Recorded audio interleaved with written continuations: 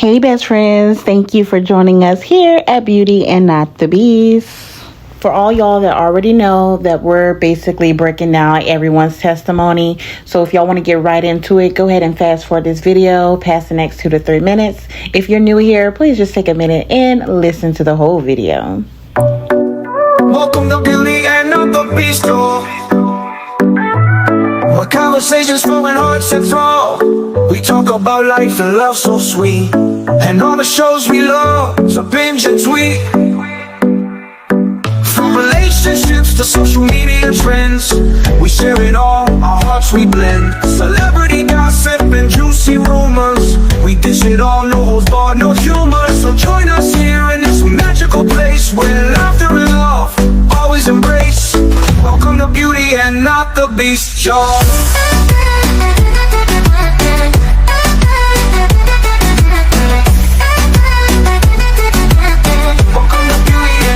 You guys can check our timeline, so make sure you follow us and turn your notification on, because we're breaking down each individual that the state called to the stand testimony. We're going to show their full testimony.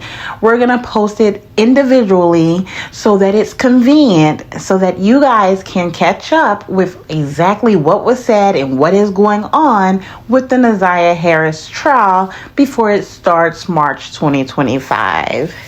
Let's get it. All right, you guys, before we press play on this testimony, let me just give you a quick recap. All right, so this trial is going to include a 13-year-old girl by the name of Naziah Harris, a grown man by the name of Jarvis Butts, and a whole lot of adults who failed Naziah. Now, on January the 9th, 2024, 13-year-old Naziah Harris got off her school bus only to never be seen again. Naziah was reported missing January the 9th by her grandmother, the same grandmother who adopted her. That grandmother's name, Annetta Harris. Now, Miss Harris said it wasn't like her to go missing, especially from after school. It wasn't like her at all. But that same grandmother did not report Naziah as missing until the next morning. Now, she didn't report her missing to the police. She actually waited. The school bus usually lets the kids out around 3 o'clock. She waited until the next morning after she dropped the other kids off at school. She went to Naziah's school and let them know that Naziah did not get off the bus yesterday. Now, I don't know about you, but that's a red flag on the play, because if you say it's not in her nature to go missing, and the bus usually gets out around 3:10, if your child's not there by the normal time, 3:30, especially 4 o'clock, I am calling the police. I am calling to school to see, did my child get on the bus first and what happened? But you don't even call the school.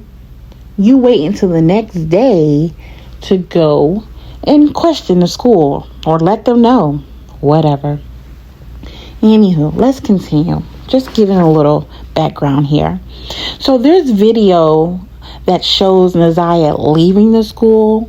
There's video of her getting off the bus. The prosecution team says that Naziah met up with Jarvis and his co-worker, aka his business partner, King. King's real name is Cardell Wright. Now, I'm going to just insert this here that I feel like he could have had something to do with this as well. Okay? I do not understand why these two grown men met up with Naziah and took her back to their auto repair shop. Okay? Now, throughout this, you will hear testimony from another witness that says that Jarvis, King, and Naziah visit her home, which is about 30 minutes away from the auto repair shop. They visit her home to come look at a vehicle that she was having trouble with, okay? She states that they were there anywhere from 40 minutes to an hour. But she also confirms all three of them left together. Okay? Now, the prosecution team, throughout this investigation, finds out that Jarvis has been sending inappropriate sexual text messages to Neziah.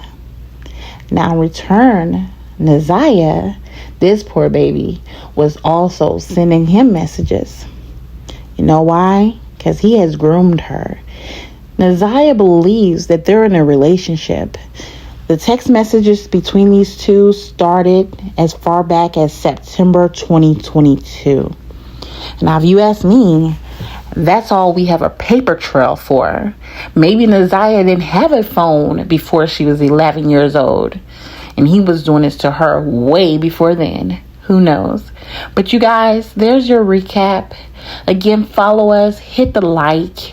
I have took time to break down each individual's testimony so that I can give you guys an individual video so that it's convenient that we watch the testimonies and we try to put the pieces together. So when this trial starts March 2025, we are ready.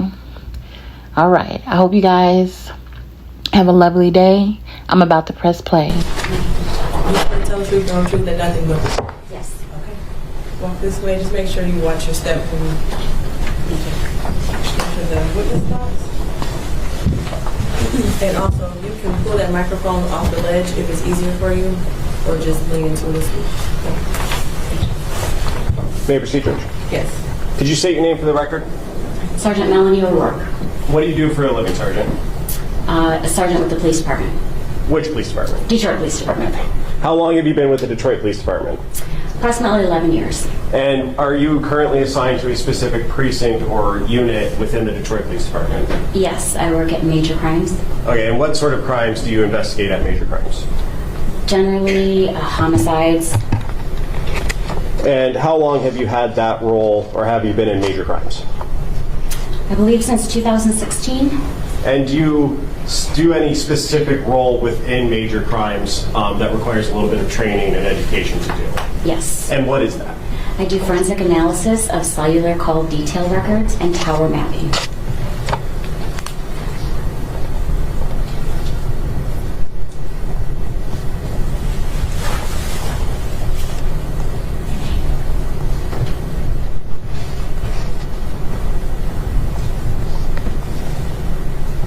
Okay. And what sort of training, very generally right now, what is that? What types of training? No, sorry, new question. Generally, what is called forensic analysis of CDR and tower mapping?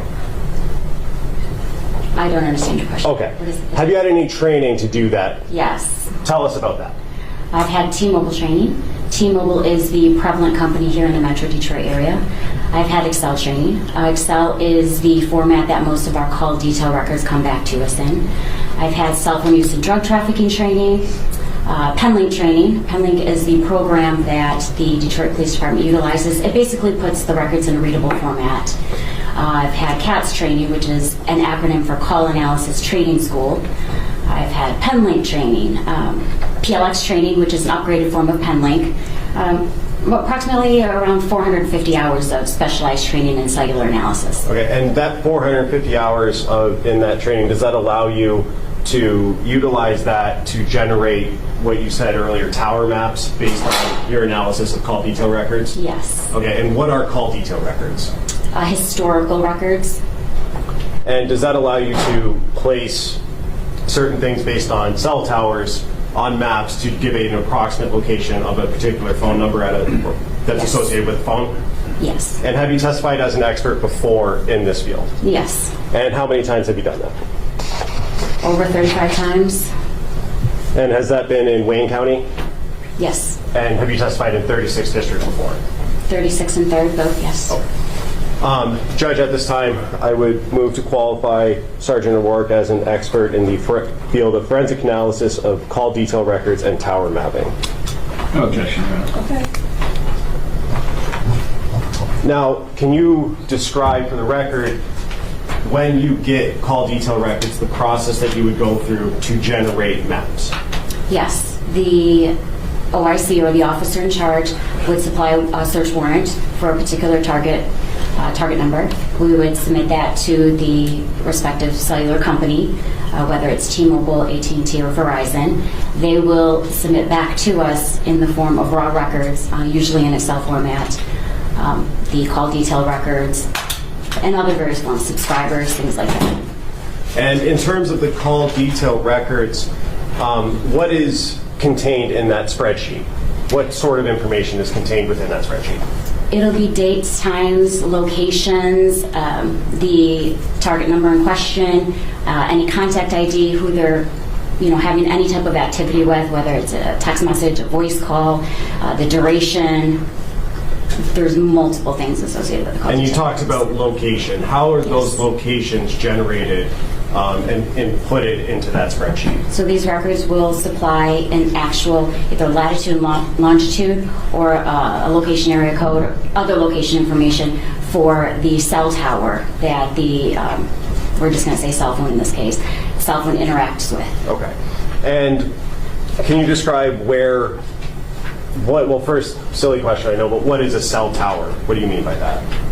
It's the cell towers that you see all over the place. They can be, one of those huge mammoth things that you see. They've got a bunch of cells on there and antennas that you see, or it could be, really small, and but they're all over the place in the city. And the records provide a indication of which tower it was that phone number was interacting with at a specific time? Yes. And does that allow you to take that information and put it into a map, or go through a process to generate that location on a map? Yes, we actually receive the information and put it into a system called Penlink, and that information will, like I said before, will basically put it in a readable format. So the information that you receive today, that's what you're going to look at. Now let's talk about this case. Did you follow your process based on your training for a target number of 313-585-8719? Yes, I believe so. Okay, and that was a T-Mobile record, correct? It was. Okay. And did you generate maps based on your training and experience using Penlink to map that phone number and that phone at specific times related to this case? I did. May I approach, Judge? Yes. I'm approaching with People's Proposed Exhibits 33 through 39. If you could take a look at those, Sergeant, do you recognize what I just handed you?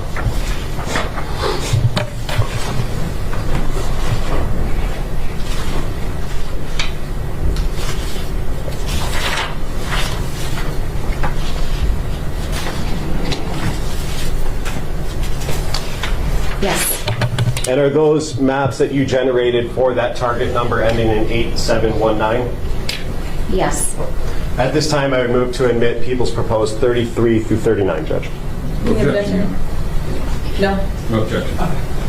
It'll be admitted. People's Exhibits 33 through 39. Thank you, Judge. And permission to publish. Yes.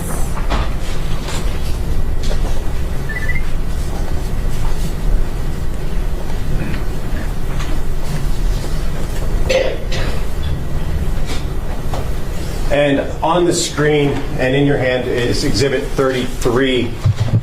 First, I want to talk about what's at the top, very top of this, and what information goes there. The first row is going to have what's going to be on our calls report, a condensed version.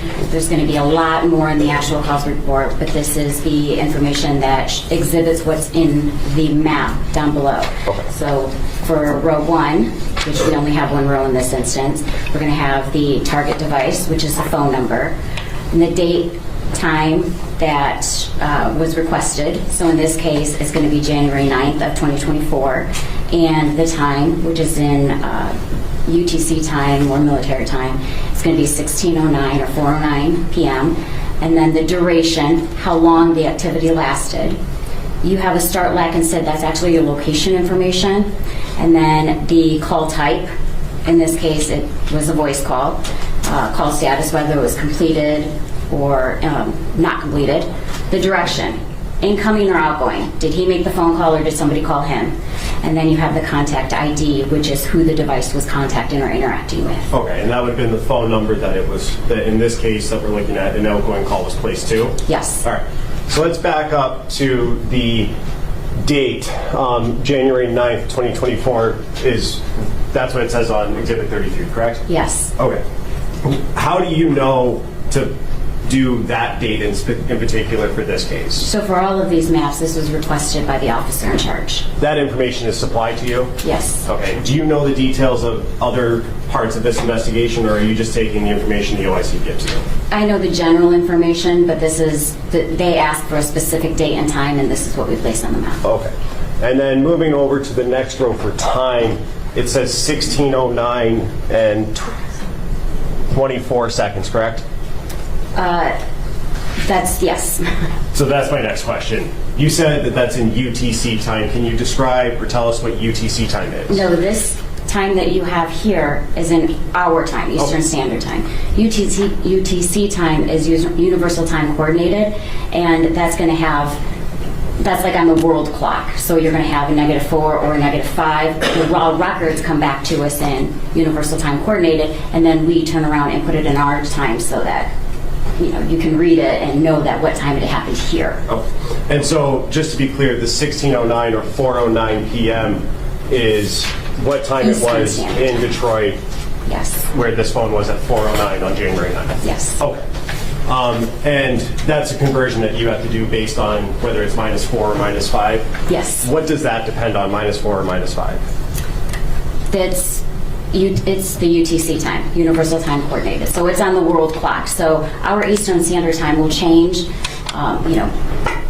fall back or spring forward based on the summer and the winter. And so during the summertime, it's going to be -4 from UTC time, and then during the wintertime, it's going to be -5. So we just put it in so that the time that you have here is Eastern Standard Time. Okay. And then the two rows over, one next to duration, start, lac/CID. Can you tell us a little bit more about what that information means and why it's important? So that's going to be your location information. Your LAC is location area code, and then the SID or CID is your cell ID. Okay. And that is what allows you to generate, or part of what allows you to generate the map that we see below? Yes. Okay. So let's talk about the map that we see below. First, you have those two lines going out in almost a incomplete triangle. Can you tell us what we're looking at there and what's in the middle? Yes. So the middle part, you're actually looking at a V, and it's going to be about a mile long here in the Metro Detroit area. The cell coverage that you're looking at for any particular tower is usually about a mile. So that V is a representation of the intended area coverage of the cell phone company. Okay. And then there's a little pie chart in the middle in a little shade. Can you tell us what that means? Yes, that is the intended area coverage. Okay, so that's the mile that you were talking about? Yes. Okay. And then you have a blue dot located to just above the top line there. Can you tell us what that is indicating? That blue dot indicates 9,000 Connor, and that was requested to be placed on the map at this particular date and time. Okay. And so what essentially is your conclusion about this map that we're looking at here? What does all of this mean? In this particular date and time, so January 9th at around 4:09 p.m., the target device that we're looking at ending in 8719 is consistent with being in the area of the 9,000 Connor. Okay. And how precise is this location? I mean, you say in the area, there's no specific spot that you can say this was at this address. How precise can you get with this? So we can only tell you what the address and location of the cell tower and their intended coverage. They actually give you that. So you're working with radio frequency. So it's not going to be an exact V that you see here. You're going to be working with radio waves. So it can be a little bit outside of the V or a little bit inside of the V, but basically this is just to demonstrate, the intended area coverage of the cell phone company. Okay. Going now to Exhibit 34, which is on the screen. First, is this the same information that we saw in Exhibit 33 across the top of the map in Exhibit 34? Yes. Okay. And you have 4 rows here instead of 1. Why do you have 4 rows instead of 1 in this map? In this instance, the officer in charge requested to see a travel duration. So during the time between, I have 1838 and 1922, there are actually others in between, which you can actually see in the raw records. But to put that many records that happened in between is a lot. So basically, we are showing the travel from, the blue dot indicates 9,000 Connor, and then the black dot indicates Ypsilanti. And they wanted to depict the travel from 9,000 Connor down to Ypsilanti during this time period.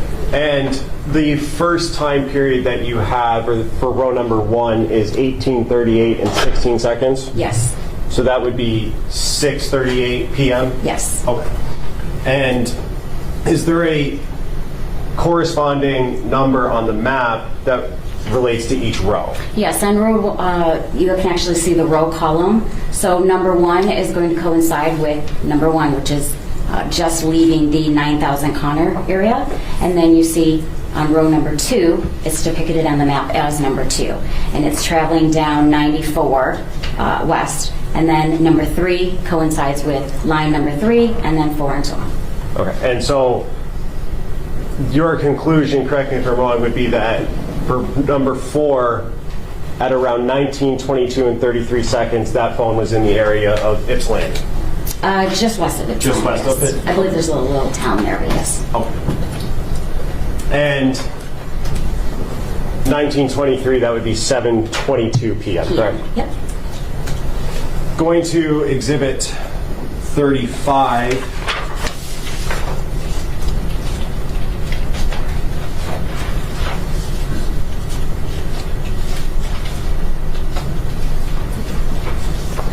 And on Exhibit 35, which is on the screen now, you have, again, 4 rows, but there's different coloring for that information. Can you describe what we're looking at and what the coloring means?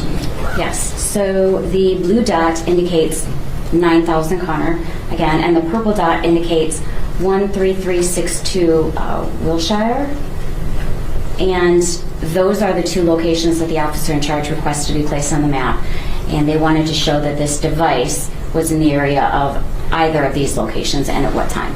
Okay, and so can you tell us about the lines closer to the 9,000 Connor location and what ones those correspond to in your records up top there? So this is an RTT report, or a time in advance report, and the row number 1 and 2, which one is a dark blue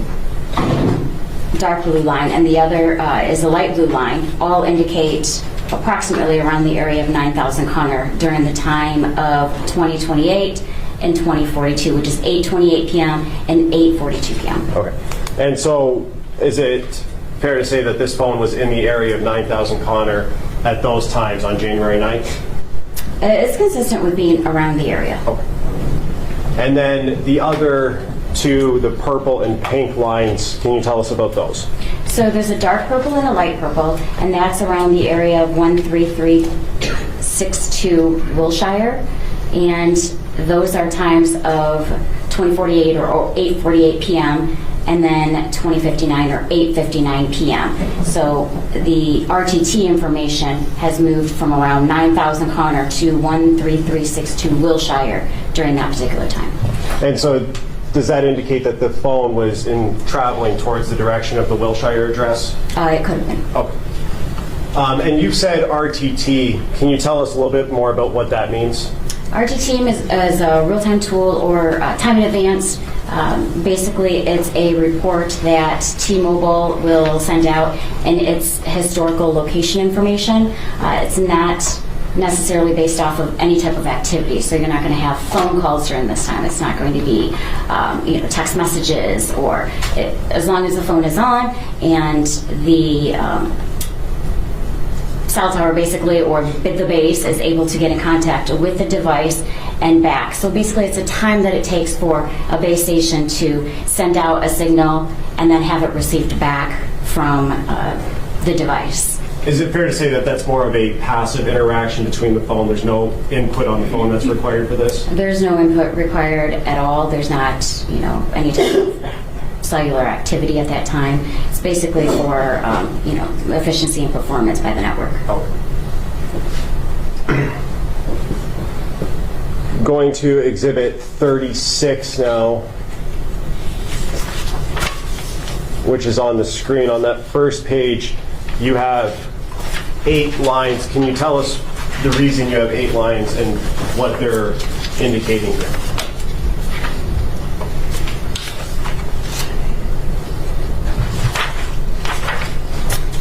Number 36 is a cause report and tower map of the date and time of January 9th from 22:53 or 10:53 p.m. to January 10th of 2024 at 1:11 a.m.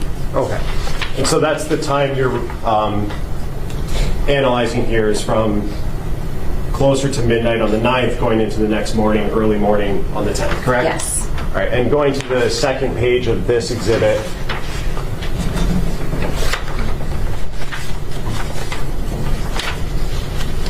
can you tell us what we're looking at in this map on the second page of Exhibit 36? In this map, we're looking at rows 1, 2, and 3. So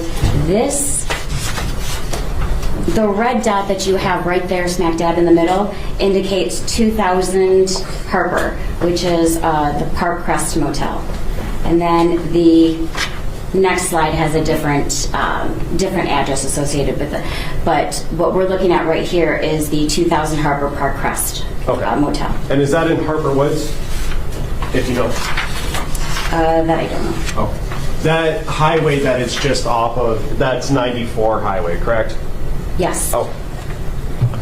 And the 2 towers, or the 2 lines that you have here, does that indicate the phone was interacting with those towers at the times in rows 1, 2, and 3? Yes.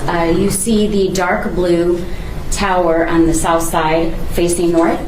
That's the area coverage, and then you have the light towers the light tower up top, the light blue, which is number 3, and that's facing downward, and they encompass the area. They overlap the area of the Parkcrest Motel. Okay. And the phone was interacting with both those towers at, go up for a second, 12:37 in the morning on the 10th? Between 10:53 and 12:37 a.m. And then going to the third page of this map, what are we looking at here on the third page, and what rows do they correspond to? This third page is going to have a purple dot that indicates 4 East Alexandrine, and that is another location that was significant for the officer in charge to place on the map. And sorry, maybe I missed you saying this. What rows does it correspond to on this map? And that corresponds with the purple row. So each color represents the call detail records, the color on the call detail records report. So that's going to be row number 8 at 1:11 a.m. on the 10th of January. And this is all for that target number ending in 8917, correct? 8719. 8719, sorry, thanks. All for the same number, though. Yeah, all of these reports are for the same number. And does that indicate to you that the phone moved from that Parkcrest location down to where this is on Alexandrine? Yes. Okay. And then the last page of this exhibit, is this just an overview of both of those maps that we just looked at? Yes, it is. So you'll see in the beginning, or I'm sorry, at the end of the 9th at around 10:53, it's up at the Parkcrest Motel up there on the northeast side, and then it travels down at around 1:11 in the morning on the 10th down to the purple area. And that's the Alexandrine? It is. Okay. Going now to Exhibit 37, which is on the screen, and do you have that there? I do. Okay. First, can you tell us again what we're looking at in the 3 rows on the first page of this exhibit? So this is a time in advance report. You've got the row, the target, the day, and these are all in the color black, and on the map for the second page. And basically it's showing on January 10th, 2024 from 22:51, which is 10:51 p.m. to 22:53 or 10:53 p.m. So on the 10th. later in the day on the 10th. On the second day, yes. Okay. And so we moved almost 24 hours, about 20 hours up from the last map, correct? Yes. Okay. And if we could go to the second page.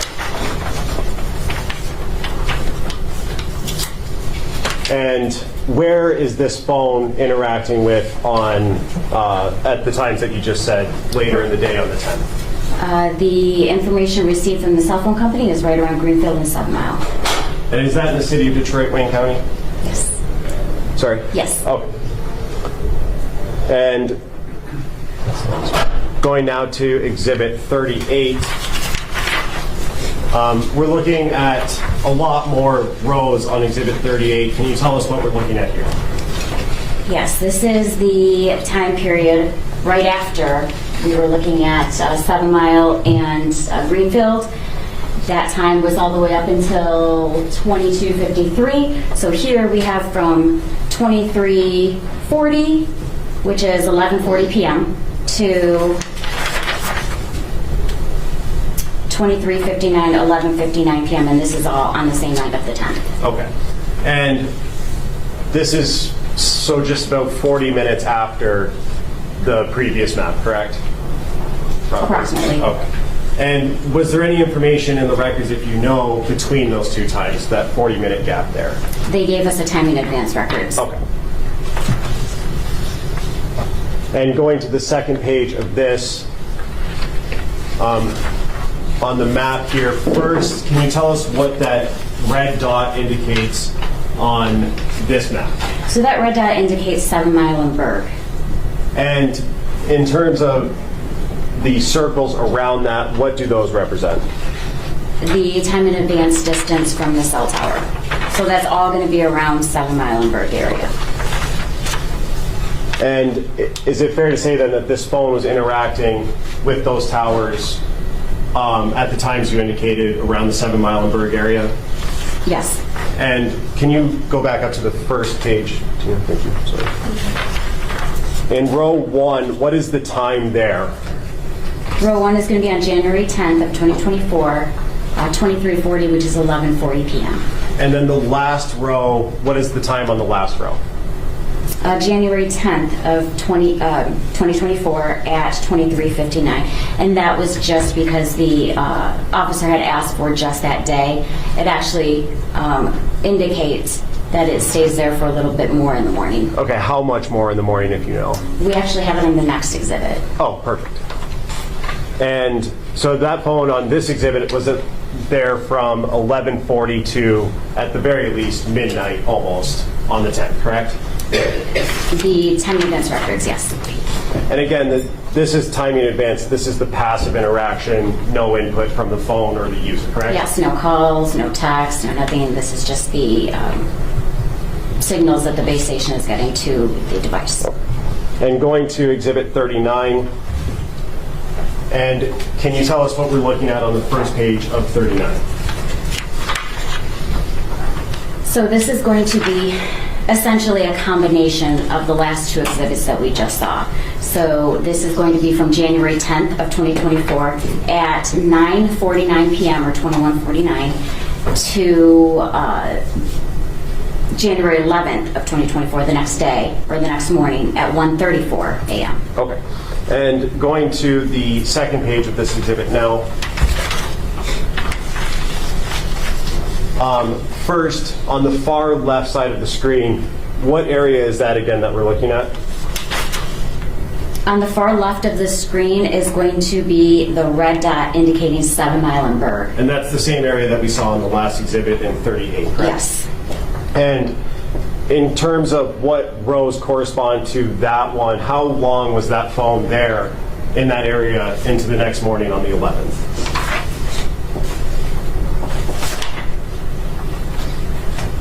You have, let me see. Okay, so starting with row 1, it's down in the purple area, bottom right-hand screen. You see that the purple dot indicates 4 East Alexandria, which we looked at a map from earlier. And then it goes to it's actually still there around the area of 4 Alexandrine, which is the purple on line 2. Then you see it start to traveling up to number 3, which is in the light blue area, which is in the middle one, just above the dark red. And then you see it show to the dark blue after the light blue, which is going to be still traveling north.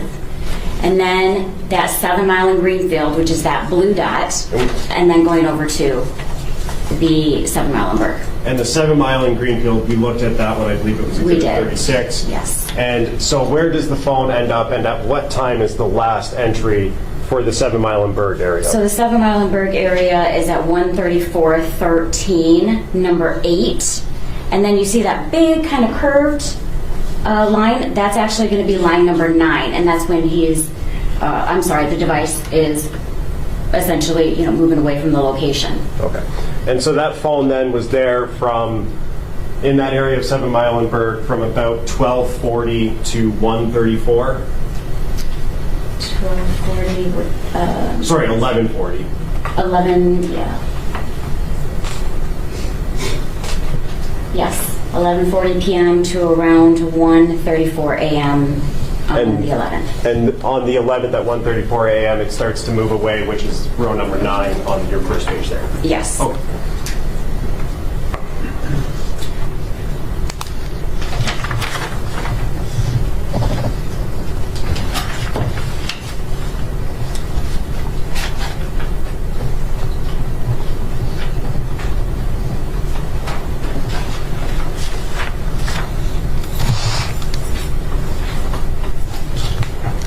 And you had mentioned earlier that part of the search warrant return from T-Mobile includes subscriber information, correct? Yes. And did you get the subscriber information for this target phone number that we've been talking about? Yes. And do you remember what the name associated with this account was?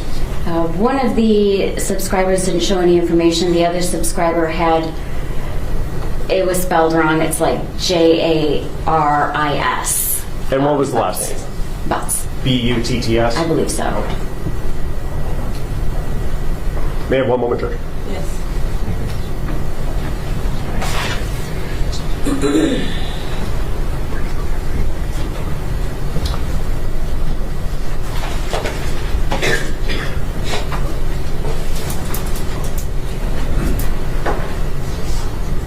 Can you go back to the exhibit that we were talking about for the Parkcrest Motel?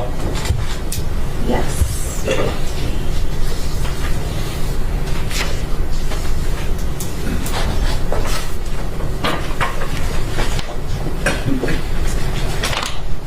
I Yes. believe that's exhibit 36, correct? 36, yes. And what's the address for the Parkcrest Motel that's listed on there?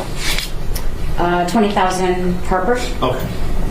Maybe I misheard you. I thought you said 2,000 earlier. I just wanted to... Oh, I apologize. It's 20,000. 20,000 Harper? Yes. Okay.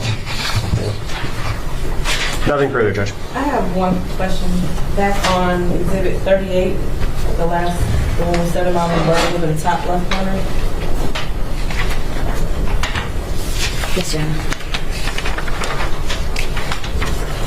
Well, I guess this one works.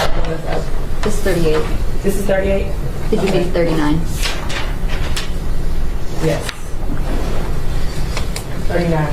So there's an image of a house in the bottom right in purple. You have blue is the car. The left in the 7 Mile and Berg is shoes. What does that indicate? Or footprints? I believe there was possibly some evidence there. That's Okay, I why didn't know what the different images, if it was significant. No. Thank you. I don't know if you have questions based off of what I asked. No, I don't. Okay. Unless... May I have one more?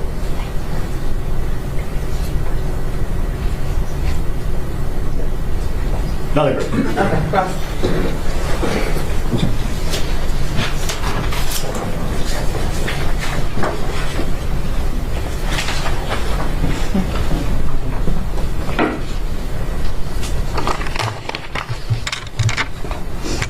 Good morning, Sergeant O'Rourke. Good morning. You're an expert on this. I'm not. So I just want to go through some things, okay? No problem. So the cell phone data you have, you call it historical data, correct? Yes. Okay. So there are 3 ways that you can find phone location, correct? There's a lot of different ways you can find phone location. Fair enough. But the 3 primary, GPS information from the phone, right? The phone has a GPS and you can get GPS information from the phone. That's not what we deal with. Right, but I'm just saying that is a way of That could locating be the a way. phone. And you can triangulate a phone call, correct? We don't do triangulation. So the mapping that you're looking is not triangulation. So what you're doing is what's called cell site location information? No, we're doing, the calls report, they actually give you a physical lat and long for the tower. They also give you the azimuth, which is the central location of the area coverage. It's called a So we're CDR. actually putting all the information that they give to us and putting it on a map. Right, it's called a CDR, correct? Call detail records. Call detail record, okay. So the call detail record is basically a bunch of numbers that tell you this phone is communicating with a tower in a certain area, correct? Yes. And from that, you come up with the cell site location information, correct? No, they give you the cell site location information. That's the lat and long of the cell tower. They give you that. Who gives you that? The cell phone company, that's the call detail records. Okay. And I think you mentioned this is all historical information. Yes. And it's an interpretation, so it's not 100% accurate, correct? When you say 100% accurate, the cell towers are the lat and long. There's no interpretation there. If you're talking about the intended area coverage, Right. okay, the intended area coverage, they give you an azimuth, okay, and then that intended area coverage is generally around 66 or so degrees area coverage. Okay. So the cell phone, the information you get is the phone connecting with a tower, sending information that tells you this is the location of the phone. For call detail records, they give you the tower, lat and long, the actual address of the tower. They also supply the intended area coverage, which is the beam width of how far or how big the intended area coverage is, along with the azimuth, which is why we do it in the shape of a V. So they're giving you the V-shaped and the azimuth, the smack dab in the middle. So they're telling us that's the intended area coverage. That is the intended area. Yes. Okay.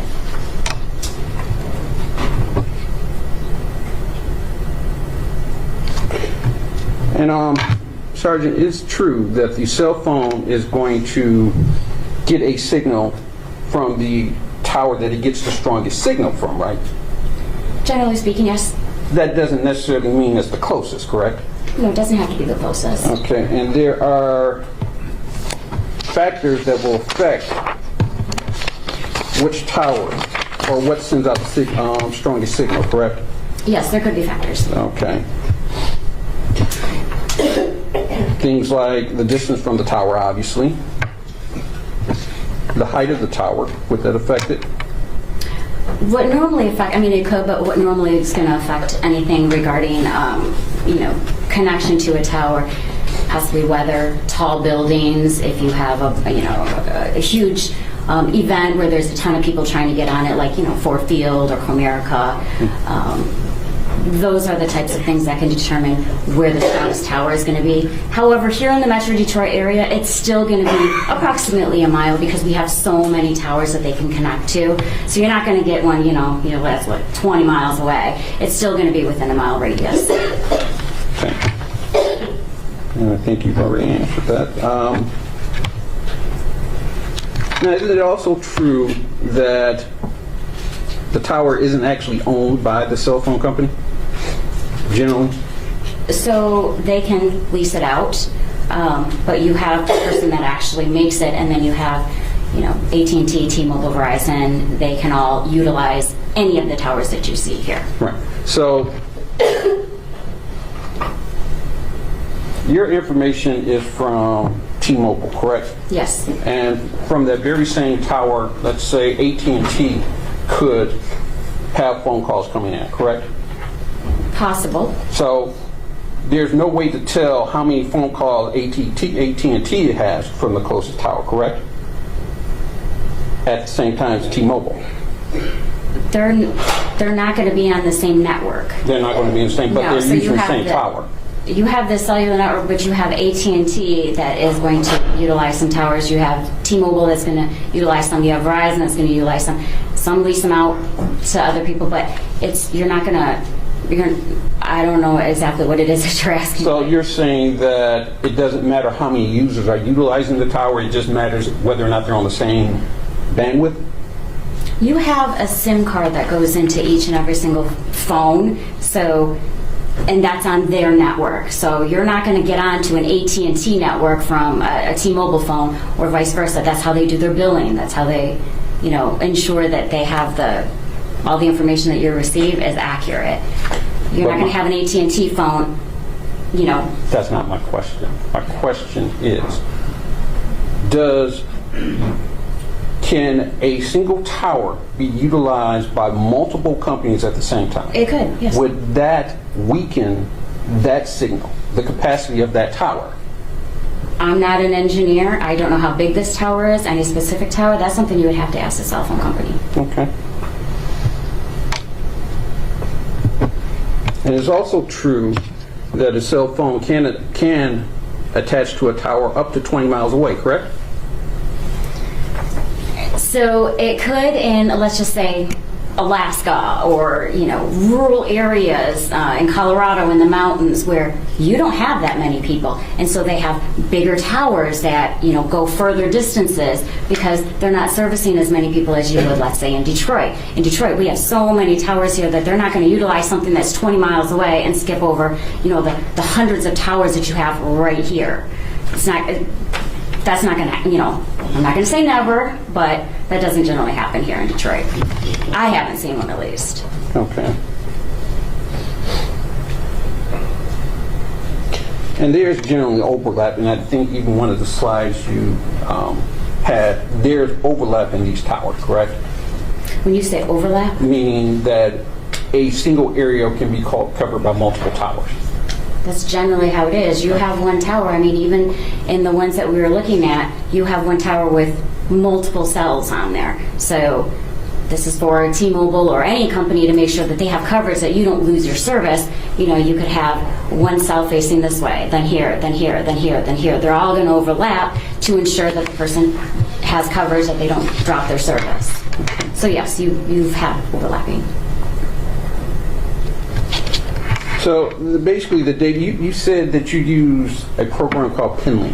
What exactly is PinLink? PenLink is a program that we're able to receive the call detail records, input it, and basically it just puts it in a readable format. So, for example, all of the calls reports that you see come in Universal Time Coordinated, or UTC time.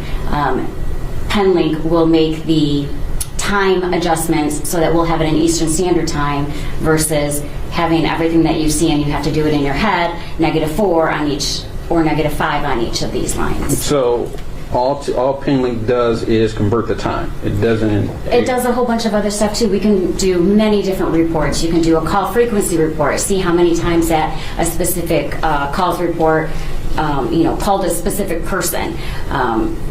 There's a lot of different things that you can do. We can do tower dumps on them. There's multiple things that PenLink can do, but basically they're able to give us reports in a readable format that you would be able to understand versus looking at just raw records. Okay. So you get raw records from the phone company, correct? Yes. Do you know if there's any error in the records that you get or in the data that you receive from the company? Do I know if there's any errors in the raw records? Right. I would have nothing to compare it to. That's the information that they give us. Okay. So you don't know if the information that you receive is 100% accurate, Well, that correct? information is certified by the cell phone company.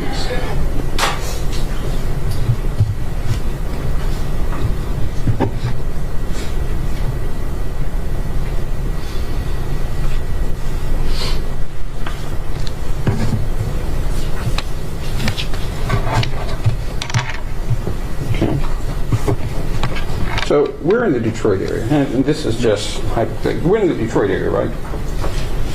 We're across the border from Canada, correct? Yes.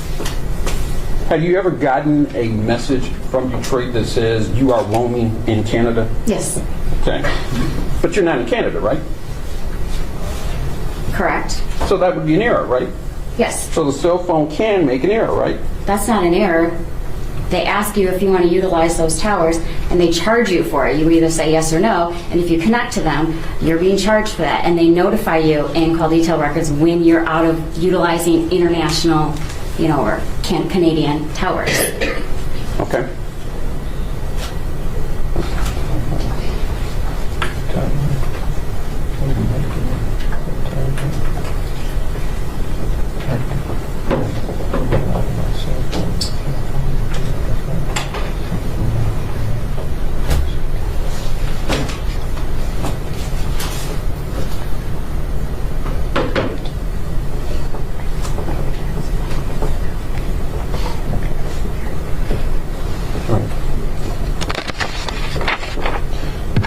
You also mentioned that there were multiple subscribers on this phone. Yes. So there was more than one phone? No. So you had the information from, I believe it was Sprint, who merged with T-Mobile. Okay. So now it's T-Mobile. But we received, I believe it was the Sprint subscriber information and the T-Mobile subscriber information. Okay. So there's not. So when you said multiple subscribers, you did not mean multiple phones. Multiple subscriber reports. There's not multiple phones. It's just one phone. Okay. And then of course, you obviously can't say who was using the phone or who was with the phone at the time this phone No. was being tracked, correct? Nope.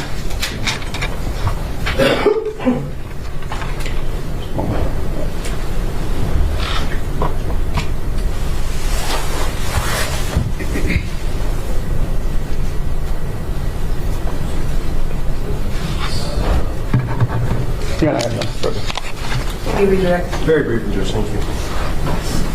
Mr. Reagan's asked you about the timing. And you mentioned UTC time. Just to be clear, all of the times that we looked at in the exhibits are in Eastern Standard Time, so local time. Yes. Okay. And you mentioned something earlier, azimuth. Yes. First, can you spell that? for the court? AZMIUTH. Okay. And what is that? It's just the center of the width of the. Basically, it's going to be the center of the width of the triangle that you're Okay, or the V shape? Yes, the V shape. Right. And that has to do with the intended area coverage, correct? Correct. Okay. And you said that, well, Mr. Riggins asked you about connecting to a tower 20 miles away. You remember that question? Yes. You said you had never seen that in Detroit, correct? Not in Detroit. How many times have you done this analysis? How many times have you put these maps together for different cases? Since 2016. And is that like in the thousands then, or less than that? Oh, yes. Okay. More than 1,000? Oh, yes. Okay. And that's all been for the Detroit area or Metro Detroit area? Yes. For the most part? The Metro Detroit area, yes.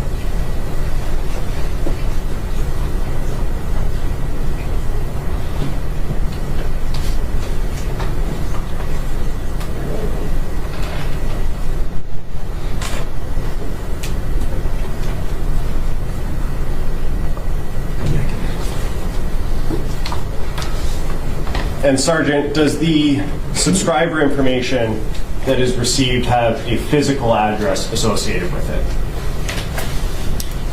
That I don't know. You would have to actually look at the subscriber information. Okay, would that refresh your memory as Yes. to this case? May I approach, Judge? Yes.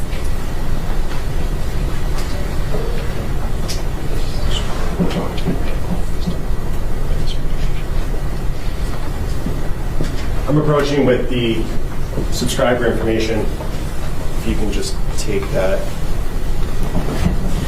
Does that refresh your memory as to whether a physical address was associated with these CDRs or call detail records? Yes. And what was that address associated with the target phone in this case? 13362 Wilshire Drive. Thank you.